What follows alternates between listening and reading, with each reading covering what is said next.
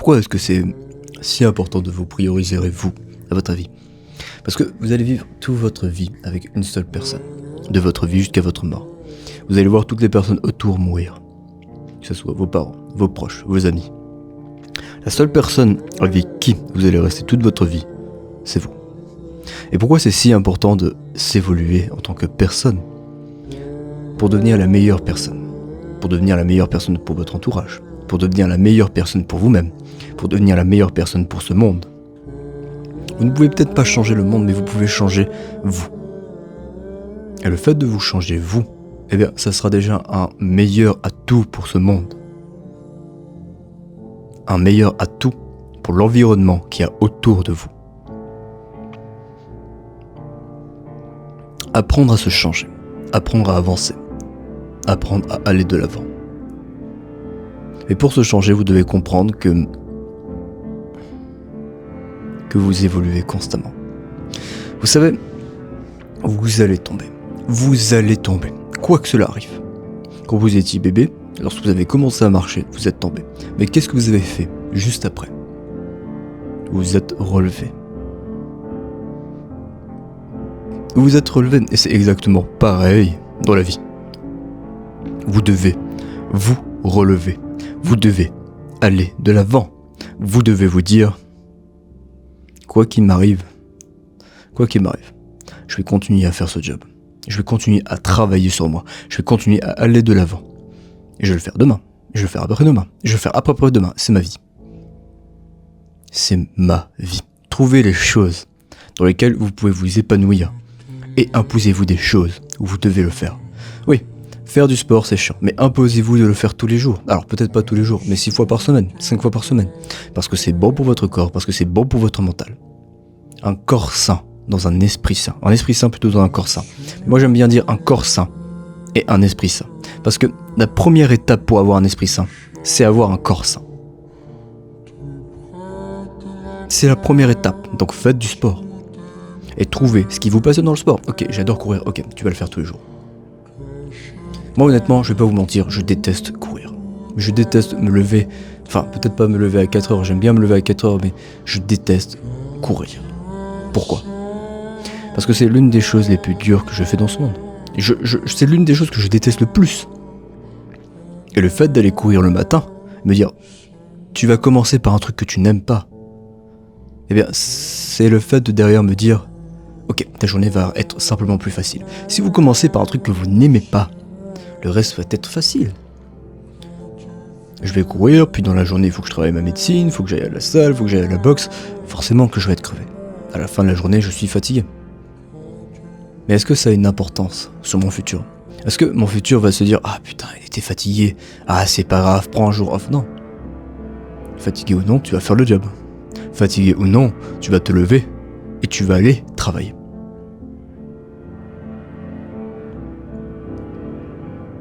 L'obsession sera toujours un talent. Si tu es obsédé par ce que tu veux, tu battras tous les talents. Mais as-tu l'obsession? Même si tu as tous les talents du monde, est-ce que tu as cette obsession? Moi j'ai cette obsession, je se focus sur qu'est-ce que je veux devenir. Et la vérité c'est que j'ai cette image de ce que je veux devenir, mais je vais la dépasser. Je vais la dépasser. Un jour je vais devenir cette personne exacte que j'ai en tête. Cette personne que je veux inspirer. Que je veux être bien plus fort, physiquement, mentalement, spirituellement. Même au niveau de mon âme, même au niveau de mes paroles. Je veux que mes paroles, mes mots, touchent certains d'entre vous. Un jour, je deviendrai cette personne, mais je ne m'arrêterai pas là. Je ne m'arrêterai jamais. La vie s'arrête quand la mort arrive. Et on se préoccupe pas de la mort, parce que actuellement vous vivez. Quand vous allez mourir, eh bien, vous serez mort. Donc il n'y a pas de peur à avoir par rapport à cette mort. Au contraire, la mort est libérateur. Parce que tout ce que vous allez faire durant votre vie, ça va vous définir lorsque vous allez mourir. Tout ce que vous allez faire. Peut-être que pour la majorité d'entre vous, vous scrollez sur TikTok, vous scrollez sur Instagram, vous scrollez sur tout ça. Vous perdez votre temps. La vérité, TikTok, Instagram, ça a été prouvé, ça détruit votre cerveau. Parce que vous êtes là, vous n'arrivez plus à être focus, et au final, comme vous avez toujours des taux de dopamine toujours plus haut, jusqu'à un certain seuil, parce qu'à un certain seuil, la dopamine ne peut plus être libérée, enfin, votre cerveau s'habitue à ce taux de dopamine bien élevé, eh bien, tout ce que vous faites dans la vie n'a plus de sens. Mais ça n'a plus de sens parce que c'est vous qui l'avez décidé. C'est vous qui avez décidé de bouffer ce gros burger plein de graisse à McDonald's ou je sais où, d'avoir un taux de dopamine élevé pour simplement des papilles gustatives, mais au final, ce burger que vous avez mangé, votre organisme va l'utiliser, votre peau va se régénérer à partir de toute cette graisse mauvaise, vos cheveux vont pousser à partir de cette graisse mauvaise. Même si vous avez des boutons d'acné, peut-être que c'est votre faute. Le fait de scroller aussi sur TikTok, Instagram, vous allez avoir des hauts taux de dopamine, et après vous n'avez plus envie de faire quoi que ce soit. Et vous déprimez. Et vous demandez « Ah, pourquoi je déprime ?» Vous allez voir un psychologue qui va vous donner peut-être, ou un psychiatre qui va vous donner des antidépresseurs. Et bienvenue dans le vice, dans une spirale infernale, que personne ne peut s'échapper. Mais, de base, c'était votre faute. C'était votre faute. Quoi que les éléments vont arriver dans la vie, vous avez soit le choix de les subir, soit le choix de réagir. Vous pouvez vous dire, ok, mon père est mort, eh bien je vais réagir en tant qu'homme.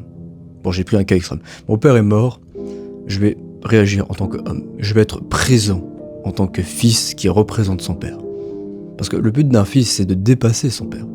Et le but d'un père, c'est d'arriver à un tel niveau et de faire en sorte que son fils se dépasse. C'est ça, le principe de père-fils, enfin, de mon point de vue. De mon point de vue, un fils doit dépasser son père. Un fils doit faire en sorte de se lever et de se dire « Ok, je vais devenir le meilleur. Le meilleur dans les domaines que je veux. Et je vais devenir meilleur que mon père. Meilleur. Comme ça, quand lui il mourra, c'est moi qui reprendrai les rênes de la famille. C'est moi qui m'occuperai peut-être bien de ma mère. C'est moi qui m'occuperai bien de mes petits frères, de mes grands frères, de mes grandes sœurs.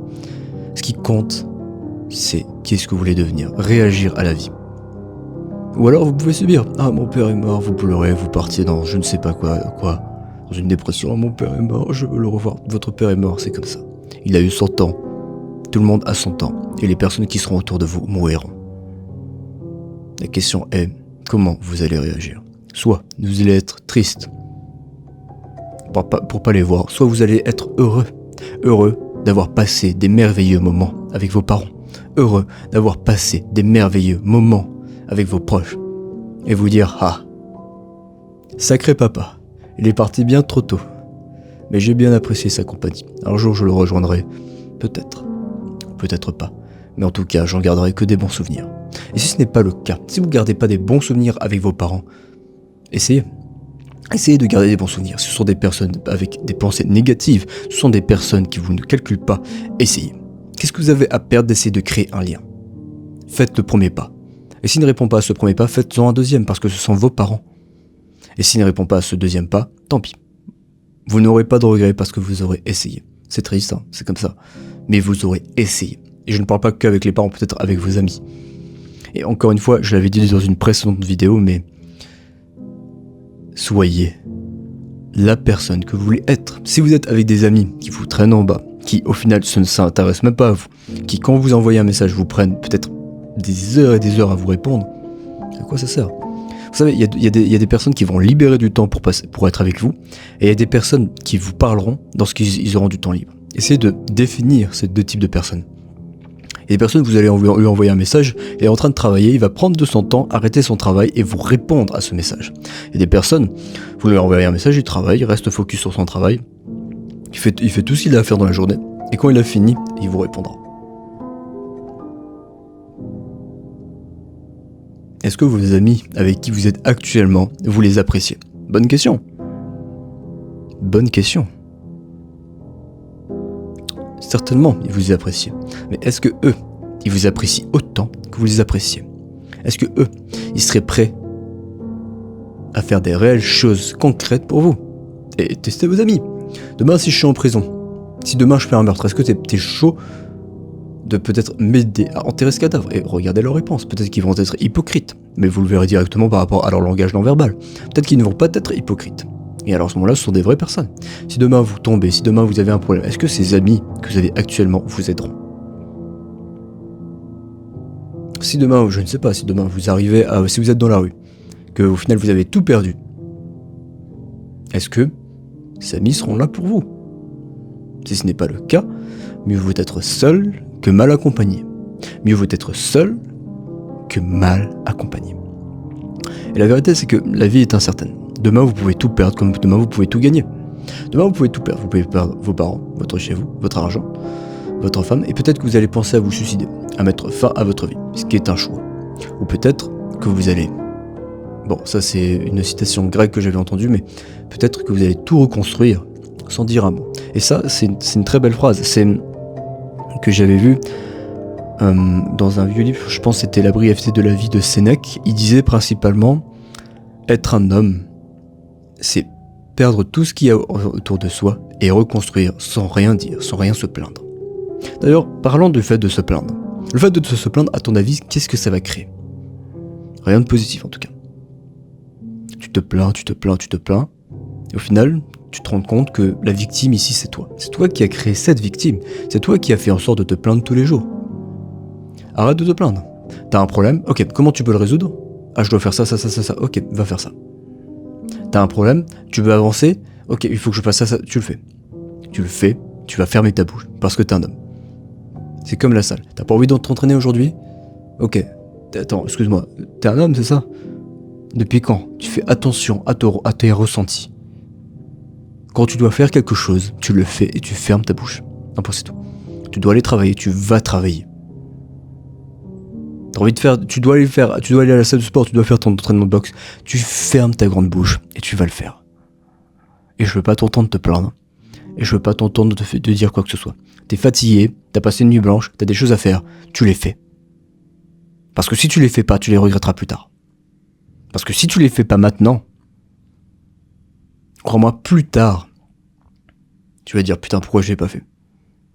Et tu ne sais pas ce qui peut arriver. Peut-être qu'en faisant ces choses, tu vas créer des opportunités. Et le fait de créer des opportunités te permettra d'arriver plus facilement à tes rêves. Donc fais les choses, quelles qu'elles soient tous les jours. La répétition mène à la perfection. La répétition mène à la perfection. Vous voulez être parfait dans tous les domaines? Répétez. Que vous êtes fatigué ou non. Et quelle image on a de vous? Oh, il est fatigué, il est pas allé faire... Oh, il est fatigué, il est pas allé faire ceci. Oh, il est fatigué, il est pas allé faire cela. Non mais honnêtement, tu fais les choses et tu fermes ta bouche. T'as un problème dans la vie, t'avances. C'est comme ça.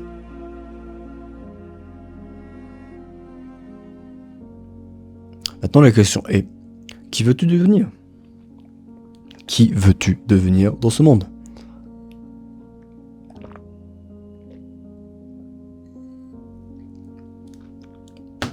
Quel type d'homme tu veux être pour ta famille? Quel type d'homme tu veux être pour ton entourage? J'aime pas cette société parce qu'on nous parle de masculinité toxique. Oh, la masculinité toxique, elle existe quand t'es trop violent, quand tu vas frapper ta femme. Déjà, je comprends pas les gens qui lèvent la main sur des femmes. Une femme, ça porte la vie. Une femme, ça porte la vie. Et de base, quand tu nais, tu es bien plus fort physiquement qu'une femme. D'ailleurs, c'est pour ça que l'égalité homme-femme n'existera jamais et qu'il faut miser plus sur une équité homme-femme. Mais bon, chaque fois que tu parles de ça, on te traîne de macho, de masculiniste, enfin bref. Une femme, tu ne dois jamais porter la main sur elle. Si une femme te porte la main dessus, tu la dégages de ta vie. Tu te fais respecter. Être un homme, c'est développer des valeurs masculines fortes, tout en étant qui tu es. Ok, t'es peut-être quelqu'un de drôle, reste drôle mon pote, reste drôle, améliore ton humour, améliore cette qualité, mais deviens un homme à côté. Ok, sois fort physiquement. Il faut que tu sois fort physiquement, il faut que tu saches te battre. Un jour, peut-être tu seras avec ta femme, peut-être qu'un jour tu seras avec tes 2 enfants, et peut-être qu'un jour, tu seras face à 2 personnes qui voudront te faire du mal, toi ou ta femme. Qu'est-ce qui se passera si tu ne sais pas te battre? Tu dois être fit. Peut-être que, imaginons, t'es peut-être en surpoids. Un jour, t'es avec ton fils, il se promène, il est petit. Il y a un mec qui arrive, qui est plus fit, qui prend ton fils, il se barre. Et tu peux même pas le suivre, même pas 2 kilomètres.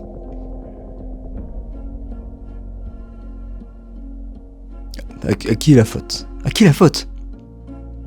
Tu vas te dire, oh putain, pourquoi ce gars a pris mon... Non. C'est ta faute, mon gars. T'es rien d'autre qu'un gros lard.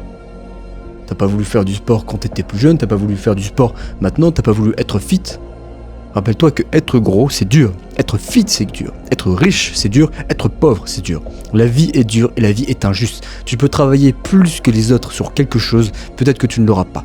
Tu peux travailler 3 fois plus que les autres sur quelque chose, peut-être que tu n'auras pas des résultats concrets comme ces personnes ont. Il y a des personnes qui ont des facilités, il y a des personnes qui ont des difficultés. Mais les personnes qui ont des difficultés, ce sont ceux qui réussissent le mieux dans la vie. Pourquoi ? Parce qu'ils apprennent à se relever, se relever, se relever, se relever. Donc sois fit. Être fit, c'est dur, tu dois bien manger, tu dois aller bien dormir, tu dois aller t'entraîner. Être gros, c'est dur, tu manges de la merde, quand tu te lèves, tu te sens pas bien, tu sens que ton corps te demande d'arrêter. Fumer, c'est dur. Putain, fumer, quand tu fumes, tu sens que tes poumons s'abîment. Enfin, je sais pas, j'ai jamais fumé, mais quand tu fumes, tu sens que tes poumons s'abîment. Ne pas fumer, c'est bon, c'est pas dur du coup, mais vous m'avez compris. Bon, c'est un mauvais exemple celui-ci.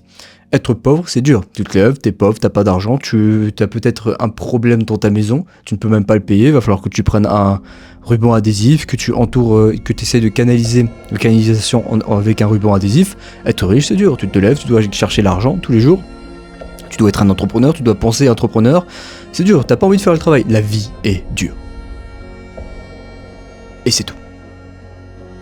Elle deviendra dure jusqu'à un certain point. Si tu fais tous les jours les choses dures, la vie devient facile. Si tu te lèves tous les jours, tu vas prendre ta douche froide, 10 minutes de douche froide, de l'eau bien glacée. Ça va être dur sur le moment. Mais ça sera quoi les bénéfices ? Quand tu vas être dans des pays froids, tu vas même pas sentir le froid. Quand tu seras stressé, tu seras beaucoup moins stressé, tu seras beaucoup plus stoïque, parce que tu auras appris à faire face à la douleur. Aller pousser à la salle, c'est dur. Tu soulèves des poids, ton corps te dit « Ah putain, c'est dur !»